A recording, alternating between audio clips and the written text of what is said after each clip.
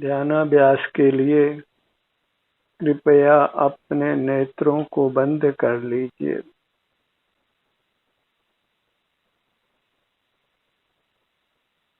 अपना ध्यान अपने शरीर पर लाइए।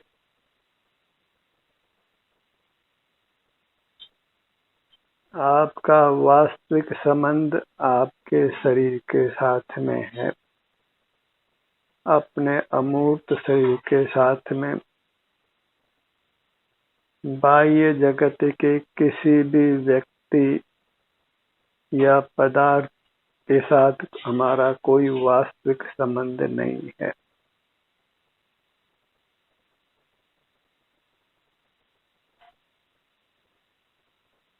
हम अपने अमूर्त शरीर के साथ के संबंध को ही निभाते नहीं हैं, और जिनके साथ हमारा वास्तविक संबंध नहीं है उन्हीं संबंधों को हम निभाते हैं।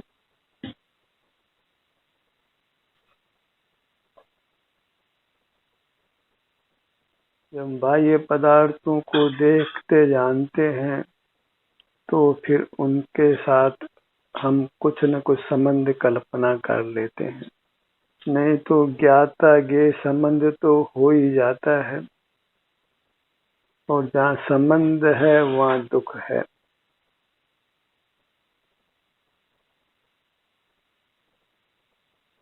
और अपनी अमूर्त काया है वह तो आप ही है, इसलिए उसके सन्मुख होने से हम बंधन मुक्त होते हैं, मुक्त हो जाते हैं।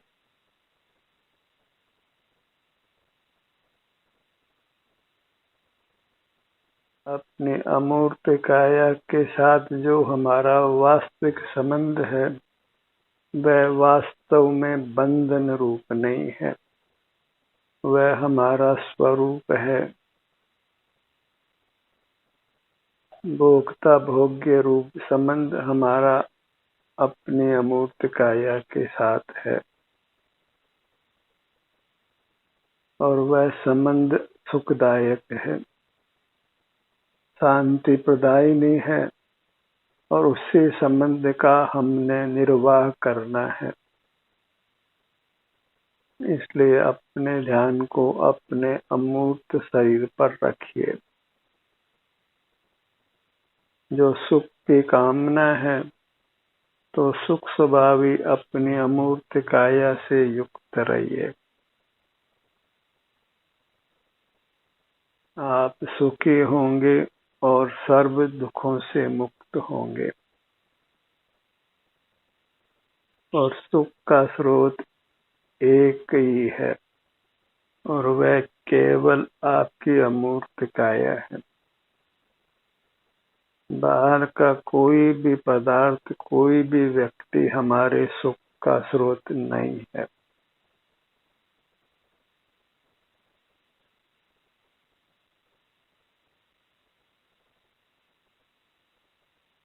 सुख सा लगता है बाह्य पदार्थों से युक्त होने पर वास्तव में वह सुख हमारे ही अमूर्त काया के सुख का बिगड़ा हुआ रूप है,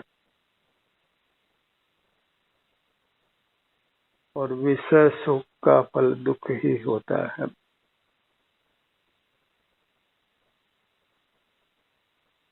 अपने ध्यान को अपने सिर से पैरों तक ही बनाकर रखिए। यही हमारे रहने का स्थान है, हमारी मर्यादा है। हमें अपनी सीमा का उल्लंघन नहीं करना है।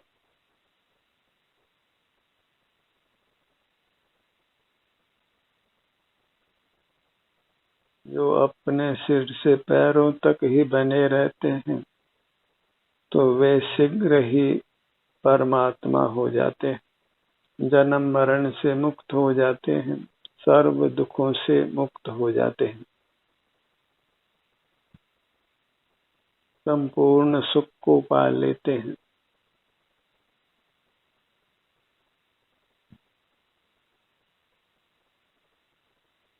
धर्म का इतना ही स्वरूप है कि हम अपने आभ्यंतर अमूर्त शरीर से युक्त रहें।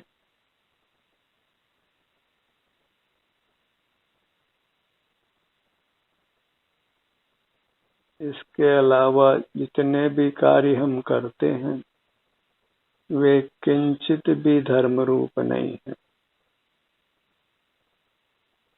धर्म जैसा भले लगता हो पर धर्म नहीं है। धर्म मात्र अपना अनुभव करना है। अनुभव चिंता मणिरत्न, अनुभव है रसपूप, अनुभव मार्ग मोक्ष और अनुभव मोक्ष स्वरूप। अनुभव यहाँ अपने संवेदन के अर्थ में है। अपने शरीर में जो भी सुख दुख की दशा है उसका वेदन करना अनुभव है।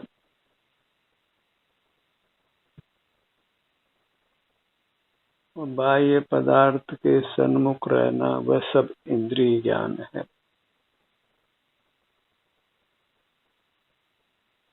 हमें इंद्रिय ज्ञान और अनुभव के बीच में ही चुनाव करना है। अनुभव अपना है और वह आनंद रूप है, और ज्ञान पर का है और वह दुख रूप है।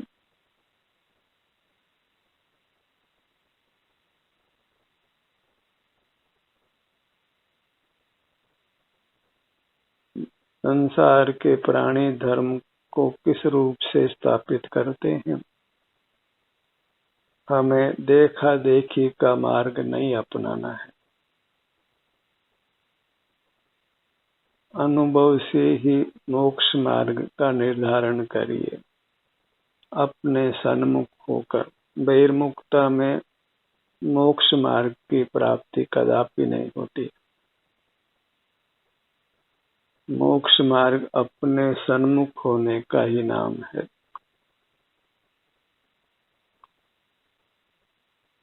अपने शरीर में ही उपस्थित रहना, अपने सिर से पैरों तक ही बने रहना, इतना ही धर्म का स्वरूप है।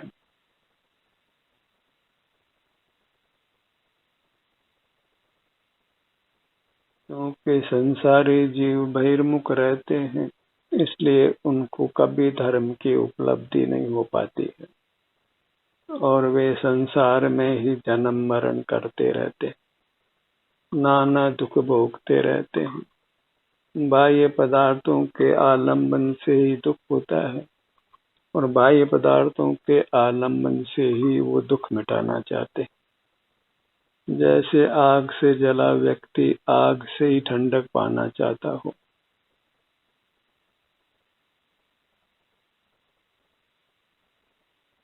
दूध का जला छाछ को भी फूंक फूंक कर पीता है, पर हम बहिर्मुखता से ही दुखी होकर बहिर्मुखता को छोड़ते नहीं हैं।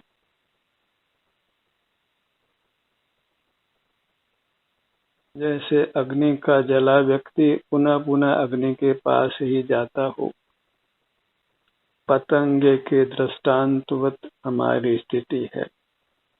पतंगा अग्नि से जलता है, फिर अग्नि के पास ही जाता है और प्राण गंवा देता है।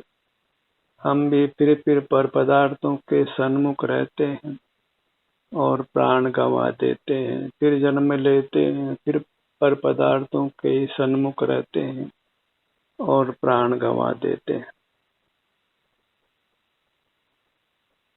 बहिर्मुखता से ही प्राण गंवाते हैं और बहिर्मुखता को छोड़ते नहीं हैं। और प्राणों की रक्षा करनी है, मरण से बचकर निर्वाण पाना है, तो फिर केवल अपने सन्मुख रहना है। सिर से पांव तक ये अपना पदार्थ है, अपनी अमूर्त काया है जो परमात्मा रूप है और आनंद दाता है।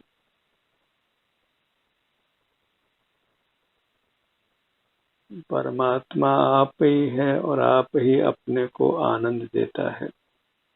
पराधीन नहीं होना है। पराश्रय नहीं करना। तत्काल ही पराश्रय पूरी तरह नहीं छूटता हो तो भी पराश्रय की श्रद्धा छोड़ी जा सकती है। तो फिर धीरे धीरे पराश्रय कम होता जाता है और अपना आश्रय बढ़ता जाता है और एक समय जीव पूरी तरह पराश्रय छोड़ देता है और पूरी तरह स्वाश्रित हो जाता है।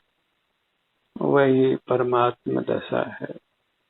फिर कभी अनंत काल में भी पराश्रय नहीं करता है।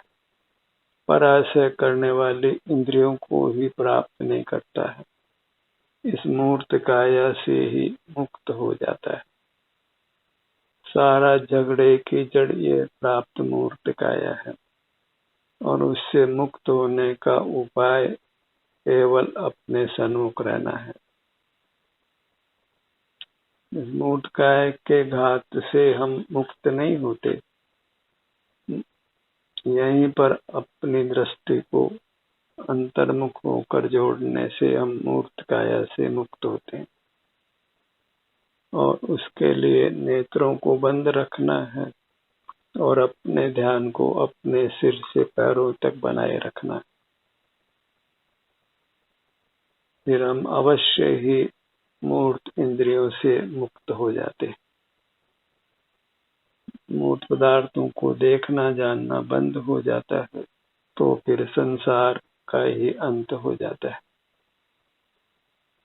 संसार का पुनः कभी उत्पाद नहीं होता। मूर्त पदार्थ चित्र विचित्र रूप होते हैं और उनका आश्रय करने पर हमको भी चित्र विचित्र परिणाम उत्पन्न होते हैं।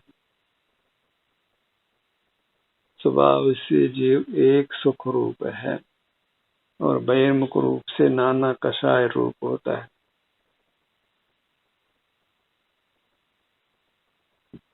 अपनी मुद्रा को लक्ष्य में रखिए। अपनी ही आत्म प्रेरणा से, अपने सुझाव से यदि दुखों से भय लगता है और सुख पाने की कामना है तो अपने शरीर से युक्त रहना है और अन्य कुछ मोक्ष मार्ग नहीं है, अन्य कुछ धर्म का स्वरूप नहीं, अन्य सब पाप पुण्य है। जिन पुण्य पाप नहीं कीना, आत्म अनुभव चित दीना, तिन ही विधि आवत रोके, संवर लय सुख अवलोके। धर्म की ये देशना पाकर भी हम अपने सन्मुख नहीं होते और पाप पुण्य को ही करते रहते हैं और अपने सन्मुख होने के लिए अपने स्वरूप का निर्धारण करना आवश्यक होता है। अपना स्वरूप वह अपना आभ्यंतर शरीर है, अमूर्त शरीर है। शरीरम को अर्थम स्वरूपम, शरीर का क्या अर्थ है? वह हमारा स्वरूप है। जब जब हम अपना ध्यान अपने शरीर पर लाने के लिए कहते हैं तो मोही जीव शरीर के अर्थ में मूर्त शरीर को ही ग्रहण करता है, अपने अमूर्त शरीर को ग्रहण नहीं करता और इस कारण से मोक्ष मार्ग को प्राप्त नहीं कर पाता। शरीर शब्द दो अर्थों को कहता है, एक बाह्य शरीर मूर्त, एक आभ्यंतर शरीर अमूर्त। और ध्यान के प्रकरण में शरीर शब्द का आशय अपना आभ्यंतर अमूर्त शरीर लेना चाहिए। वह सुख स्वभावी है और बाह्य शरीर में किंचित भी सुख नहीं है। दोनों का एक ही क्षेत्र है, केवल अपना मूर्त शरीर ही सुख का अनुभव कराता है और जगत का कोई पदार्थ, कोई व्यक्ति हमको सुख का अनुभव कराने में समर्थ नहीं है।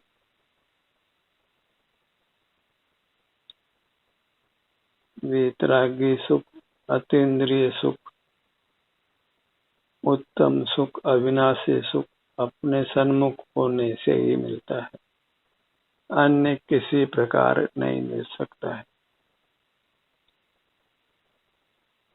अपने नाम का स्मरण करके अपने ध्यान को अपने आप पर लाइए।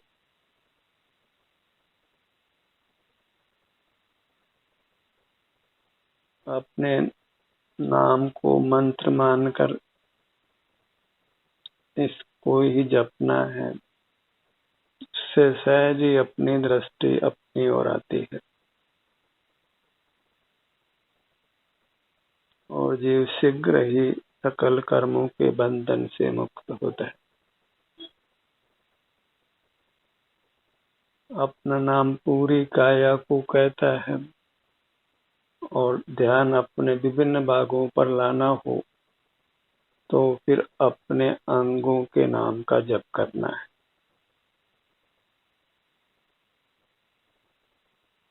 जो अभ्यंतर शरीर आप है तो उसके अंग उपांग भी आप ही हैं और आपका अनुभव करना ही सुख का उपाय है। इसलिए अपने ध्यान को सिर से लेकर पैरों तक जो विभिन्न अंग उपांग हैं उनको ही अनुभव में लेते हुए रहना है। अपने ध्यान को अपने सिर के भाग पर लाइए।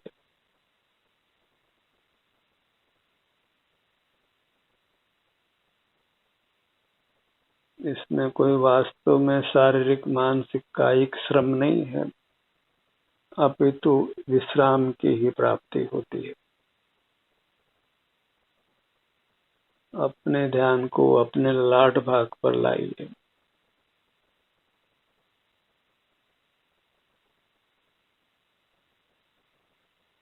जो भी स्वास्थ्य की स्थिति है, वेदना, आराम, सुख जो भी यहाँ अनुभव में आता है उसको पाकर ही संतुष्ट रहना है, तृप्त रहना है, क्योंकि इसी से मोक्ष की प्राप्ति है, परमानंद की प्राप्ति है, परमात्मा पद की प्राप्ति है। अपने ध्यान को अपने दोनों भुवों के मध्य में लाइए, भ्रू मध्य पर आइए।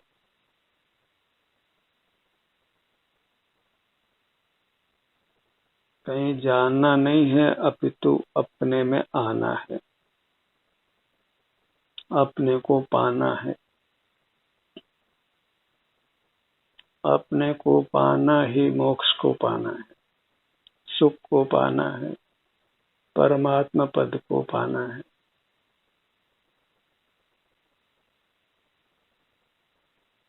हमारे लिए हमसे अच्छा दूसरा कोई नहीं है। आप ही आपके लिए सर्वोत्तम पदार्थ है, मंगल रूप है और शरण रूप है।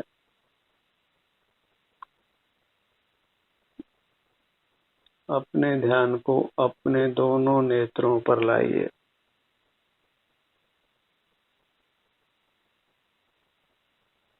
बायां नेत्र, दायां नेत्र, नेत्र युगल,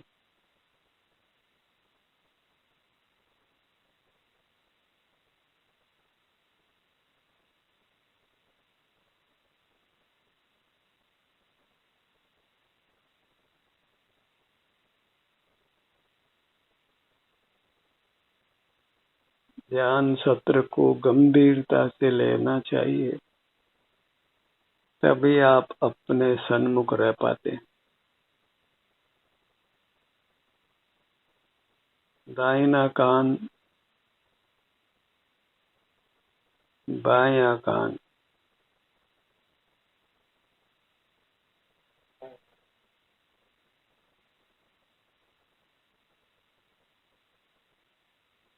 अपने ध्यान को अपनी नासिका पर लाइए।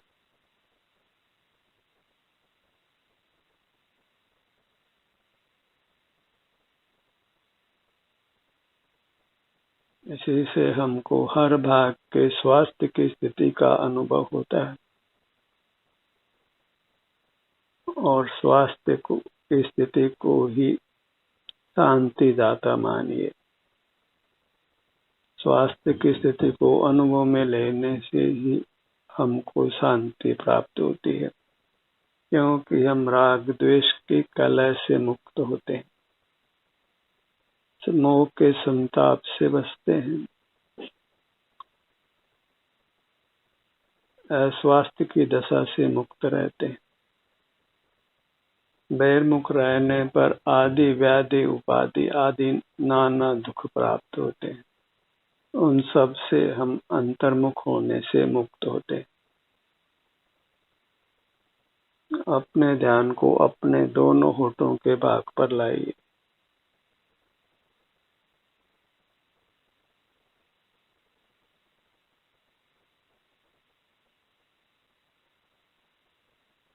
दंत पंक्ति, जिह्वा,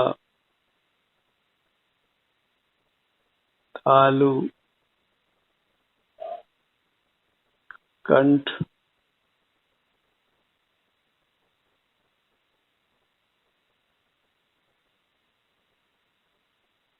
जो भी गाइड है वह तो अपने ध्यान को अपने अंगों पर लाता ही है, और जो भी इस कार्यक्रम में भाग लेते हैं वो भी यदि अपने ध्यान को अपने अंगों पर लाते हैं तो फिर ये ध्यान का कार्यक्रम सफल होता है, क्योंकि अपने ध्यान को अपने शरीर पर इसके विभिन्न भागों पर लाए बिना किंचित भी पारमार्थिक सुख की प्राप्ति होना संभव नहीं है, क्योंकि सुख केवल अपने सिर से पैरों तक ही उपलब्ध होता है, इसके बाहर नहीं होता है। इसलिए अपना आभ्यंतर शरीर ही वास्तव में सुख का स्रोत है। यही हमारे लिए परमात्मा है, भगवान है। शरीर को ही भगवान मानिए, वह कहीं मंदिर में नहीं है, तीर्थों में नहीं है। आपका भगवान आप ही है।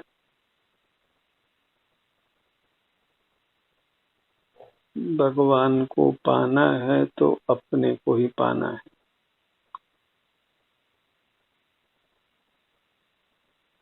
पर के साथ कुछ भी संबंध की कल्पना मत करिए। पर परमात्मा पूज्य है और मैं पुजारी हूँ, तो वह संबंध कल्पना हो गई, और जो भी संबंध कल्पना है वह दुख रूप है।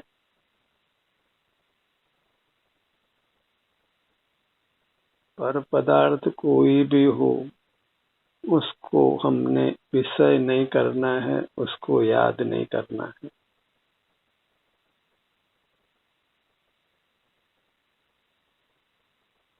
और इसके लिए हमको कृत संकल्प होना है। एक ही संकल्प कि मुझे अपनी मूर्त के सन्मुख रहना है, अपने अंग उपांगों के सन्मुख रहना है, अपना ही आश्रय करते हुए रहना है, अत्यंत स्वाधीन रहना है। अपने ध्यान को अपने गर्दन भाग पर लाइए।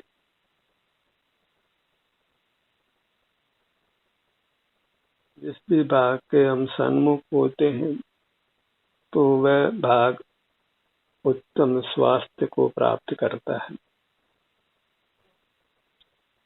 सर्व रोगों से मुक्त रहता है, और वही सुख की दशा है। जीव का प्राथमिक कर्तव्य यही है कि वह अपने दुखों से रक्षा करे, अपने शरीर को अस्वस्थ होने से बचाए। इसके लिए वह अपने में स्थित रहे, अपने में उपस्थित रहे।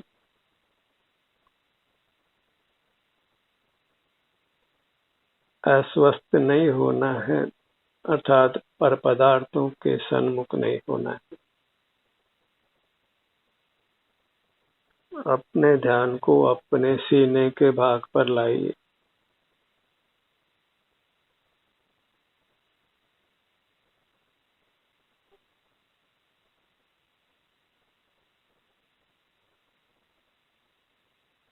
पेट का भाग,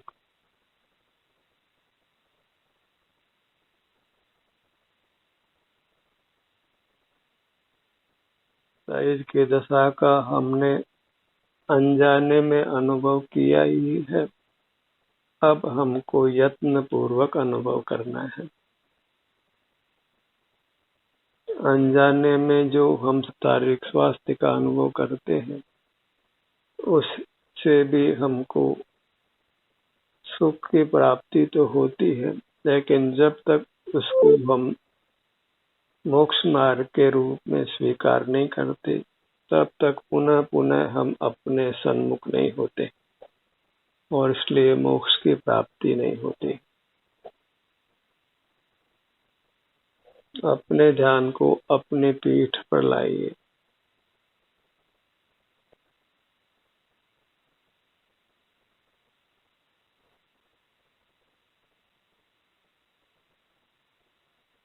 दाहिनी भुजा, बाईं भुजा,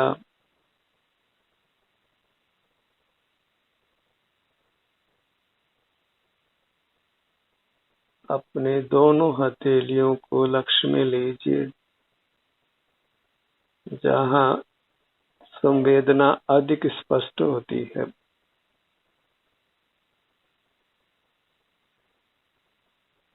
अन्य स्थानों की अपेक्षा हथेलियों पर संवेदना अधिक स्पष्ट होती है,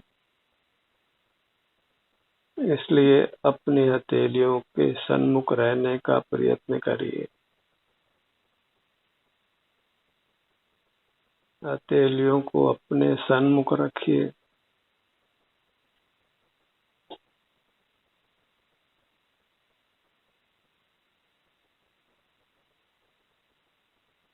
अपने ध्यान को अपने दाहिने पैर पर लाइए।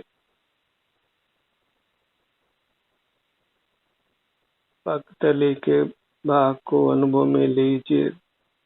यहाँ भी आपको और स्थानों की अपेक्षा अधिक स्पष्ट संवेदना प्राप्त होती है।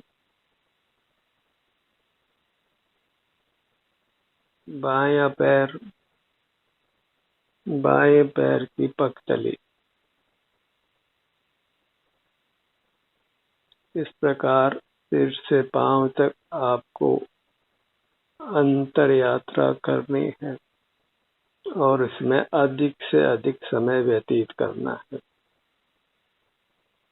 क्योंकि अपने से युक्त रहना इतना ही सुख का उपाय है। ध्यान का ये सत्र यही समाप्त होता है। आपकी सहभागिता के लिए धन्यवाद।